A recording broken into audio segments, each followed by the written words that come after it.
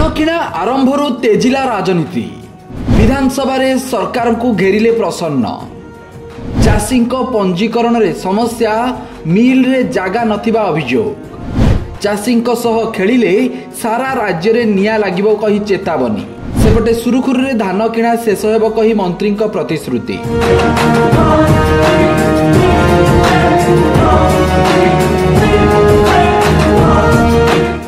डीएलपीसी रो निष्पत्ति अनुजाई आज बरगढ़ और संबलपुर जिले में धान किणा आरंभ होबार थिला हेले बरगढ़ जिले में एजाए यह प्रक्रिया आरंभ होई नाही।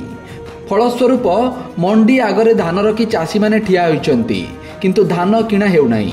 एही अव्यवस्थार एक बड़ कारण है चाषी पंजीकरण रे असुविधा। हजार हजार चाषी एजाए पंजीकरण होई नाहंती जहा फल अभावी बिक्री परिस्थिति सृष्टि होईछि। गोटे पटे मिल मालिक माने धान रखिबा पर्याप्त स्थान नथिबा कहथिबा बेले अन्यपटे सरकार पर्याप्त जागा थिबा दाबी करिसंती।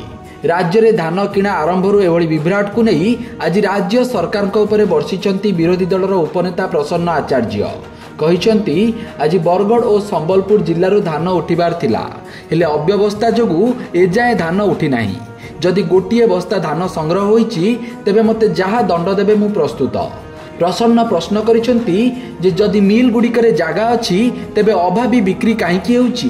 गत खरीफ और रबी समयर चाउल को एफसीसीआई एपर्यंत उठाई नथिबारु मिल गुड़िकरे जागा नाही। तुरंत जोगाण मंत्री और समवाय मंत्री को प्रकृत स्थिति जांच करने को कहिसंती प्रसन्न। एहा सह से सरकार को रोकठोक सुनाई देइसंती जे चाषी भाग्य सहित खेला जाई परिबो नाही। विपज्जनक निया सहित खेलुछंती सरकार। निया सहित खेलंतु नहीं नचेत सारा राज्य रे निया लागिजिबो कही चेतावनी देइछंती प्रसन्न। सेपटे समवाय मंत्री प्रदीप बलसामंत प्रसन्न आचार्य एभली चेतावनी पर कहिसंती जे धान रखिबा पई पर्याप्त स्थान अछि। चाषी धान उठाइबाकू सरकार सबु प्रस्तुति करिसंती। गत थर भली एथर भी सुरुखुरु रे धान किणा शेष हेबो बोली प्रतिश्रुति देइछंती मंत्री। तेबे धान किणा आरंभरू आज विधानसभा रे याकु नै बयानबाजी आरंभ होइतिबा बेले सरकार को प्रसन्नक चेतावनी आगकू राजनीति को अधिक सरगरम करिबा भली लागुछि। Bureau report Satyapath news.